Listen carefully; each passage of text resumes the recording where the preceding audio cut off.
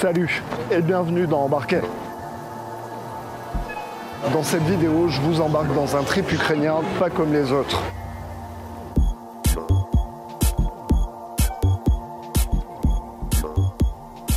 Je vais aller faire une fête techno dans la capitale, à Kiev. C'est la face cachée d'un pays en guerre où la vie continue malgré tout.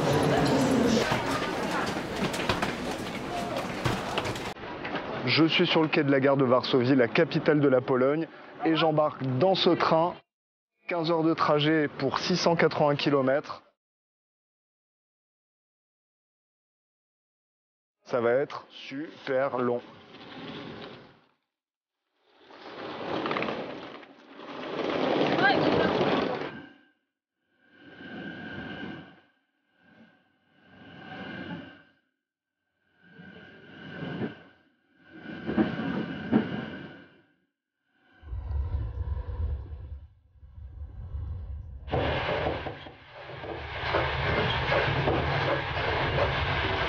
La nuit a été courte, ça fait 12 heures que je suis parti, et à 9 heures du matin, j'ai encore 3 heures de trajet.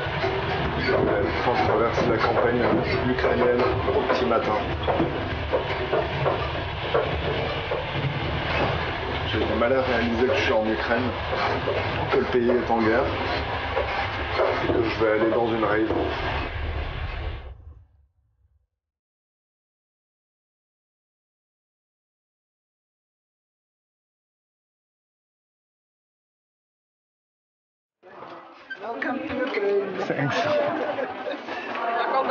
Il y a plein de familles qui rendent visite à des proches.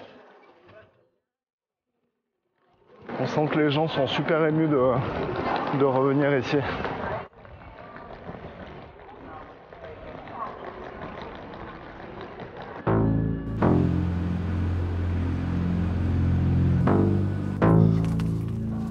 Au bout de cette rue un petit peu pourrie, c'est le club le plus mythique de Kiev et ça s'appelle Closer. Là, c'est en mode préparatif. Les festivités, c'est demain et dimanche. Ouais. Si je suis ici à la veille de la fête, c'est pour retrouver Martin. Martin, c'est un DJ allemand. Il est installé en Suisse depuis 20 ans et c'est un des rares DJ qui ose encore venir jouer en Ukraine malgré la guerre.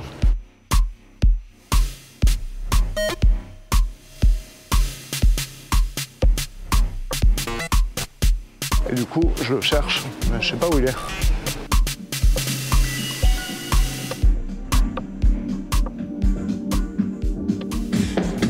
Yo.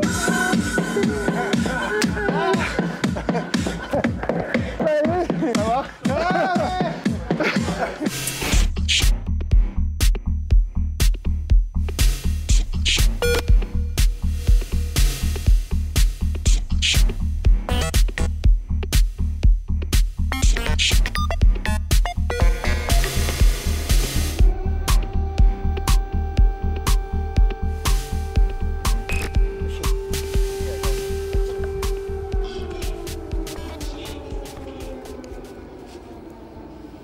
On vient d'entendre le bruit des sirènes de la défense antiaérienne. Oui. Toi, tu viens de finir ton soundcheck.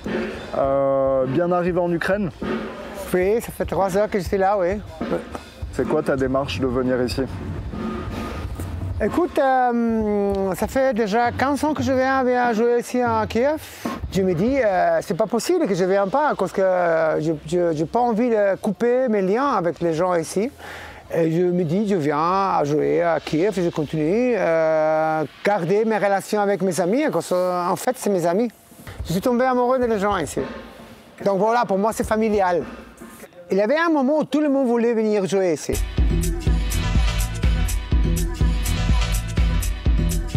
Tous les grands stars, tous les gens voulaient venir en Ukraine parce que c'était devenu un peu Kiev, c'était devenu un peu comme les spots plus importants pour la musique électronique dans toute l'Europe en fait. Tout le monde était comme chaud pour venir ici. Et ça m'étonnait un peu que personne ne voulait retourner ici. Parce que tout le monde a peur de venir, c'est que je comprends très bien et je ne veux pas je veux pas juger les gens qui ne viennent pas jouer ici, mais On ne vient pas ici seulement pour gagner l'argent, tu sais. On vient ici parce qu'on est en train de faire un support à la société et à les groupes artistiques, culturels de ce pays.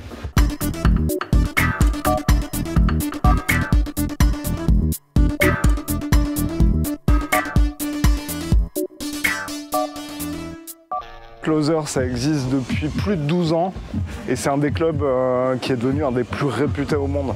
La scène techno en Ukraine, c'est en partie avec ce club qu'elle est née. Tous les gens se connaissent, c'est comme une vraie famille. Là, on parle d'une vraie communauté. Quand la guerre a éclaté, la vie nocturne et les clubs ont évidemment fermé, mais il n'a fallu que quelques mois à la communauté techno pour rebondir et pour continuer. Truc de fou cet endroit. J'ose même pas imaginer comment ce sera demain. Ils attendent 3000 personnes.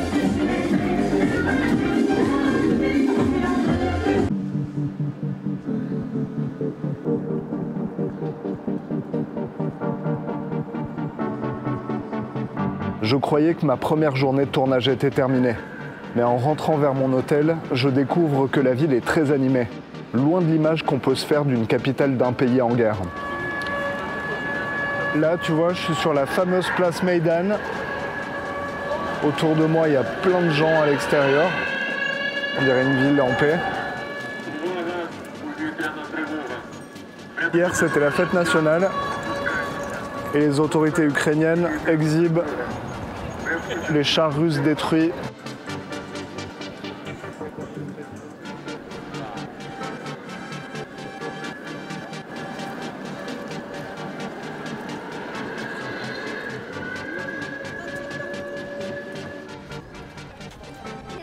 Ça, c'est pour les victimes côté ukrainien.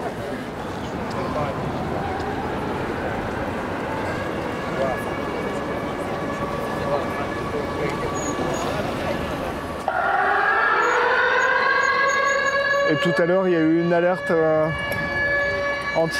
des forces anti-aériennes. Ça n'avait l'air d'émouvoir personne, personne ne bougeait. Tout le monde s'est habitué à ce nouveau rythme de vie ici.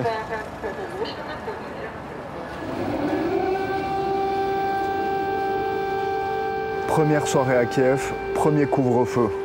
Les rues désertes résonnent au son des alertes bombardements de l'armée russe toute la nuit. Ce sera comme ça pendant toute la durée de mon séjour en Ukraine.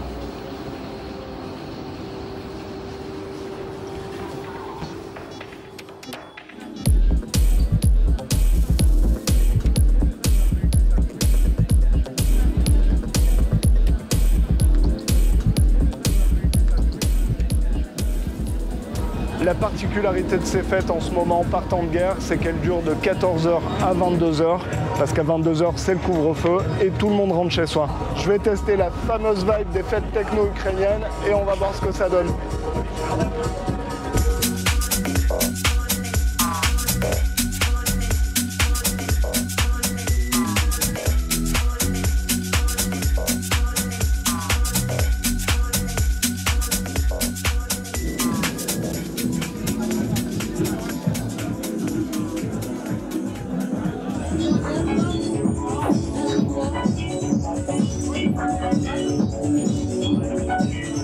Тому що ми вважаємо, що наше життя занадто нудне в деяких аспектах, тому його потрібно максимально збагачувати цікавими подіями, цікавими людьми і ходити на такі різноманітні тусовки, де збираються люди різної касти, з усіма можна познайомитись і в першу чергу потанцювати і вивільнити себе.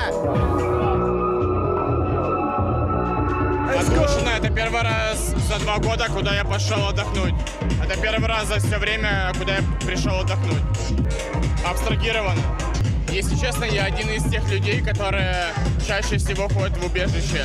Я каждую тревогу очень сильно боюсь. Это единственная возможность как-то абстрагироваться от того, что происходит.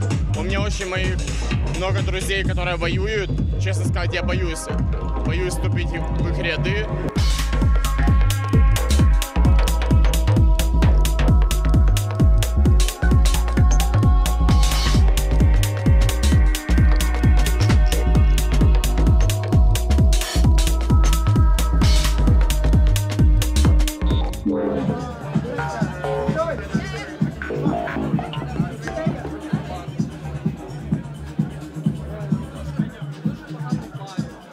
Une belle communauté avec une projection, avec une vision, un concept politique, social, culturel.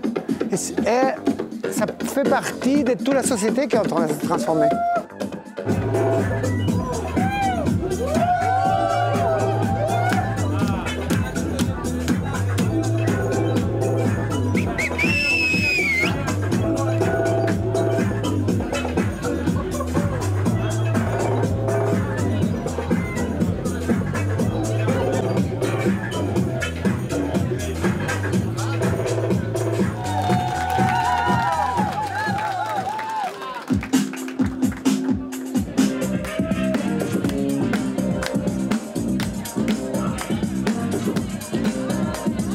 Головне, що ми ідея, що почути свободу для кожного.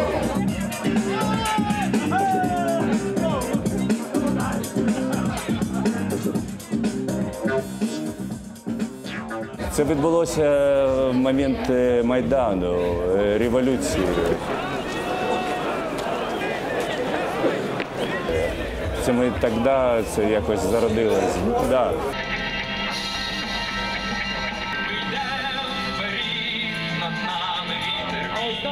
Це, мабуть, якісь такі справи, які енергетично сходяться. Можна говорити про магію якусь, але тоді ми відчули, що треба щось зробити. Бо вони є злочинці, які сьогодні давали злочинні накази. Но прийшла війна, і ми стали якісь інші, концентровані, переживаючі, постійно думаючи об этом. І це треба було трансформувати якось в цей час, на як робити вечірки, як радуватися, коли гибнуть люди. І ті люди, які живі, приїжджають до нас, вони воюють і кажуть, що ми це робимо для того, щоб ви це робили. Щоб життя було, щоб воно таке щасливе було, життя. Ну, якось так. Життя моментом, це ми навчилися, я думаю.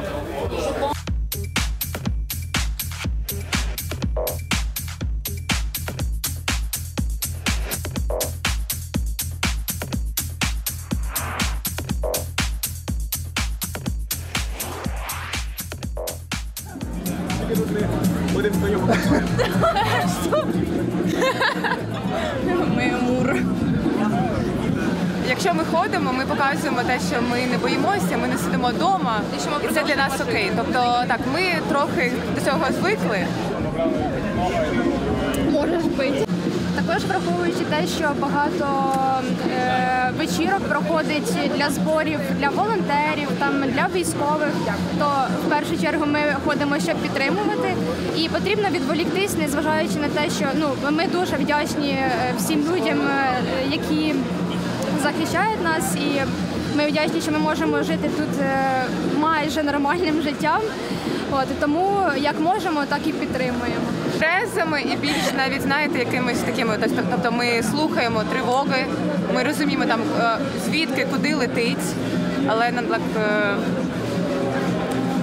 на щастя, ми ще не стикнулися з тим, що коли якась вечірка, що там прилітала кудись поряд, на щастя.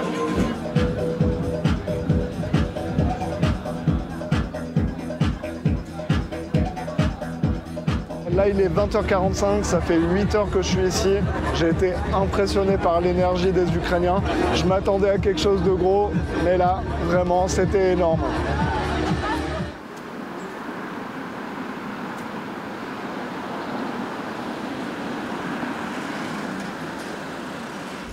Il y a des impacts de balles de partout. Quand on voit ça, on mesure bien l'intensité des combats.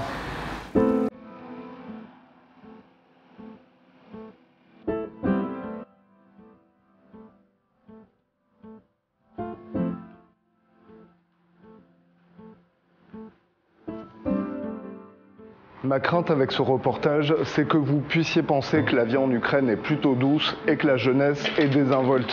C'est absolument faux. Pendant les 5 jours que j'ai passés dans la capitale, les alertes anti-aériennes n'ont jamais cessé, de nuit comme de jour.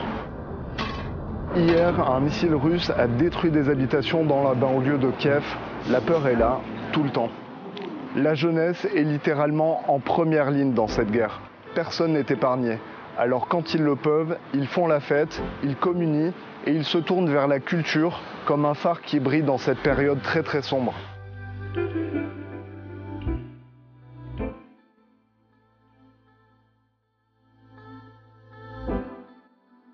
Pour ne pas oublier la dure réalité de cette guerre, je suis à Irpin et à Borodianka, 2 villes situées à 50 km de Kiev qui ont été ravagées il y a un peu plus d'1 an. C'est dans ces 2 villes que l'artiste international Banksy a laissé plusieurs œuvres. This is a small boy against old man, and he is defeated. He is already defeated.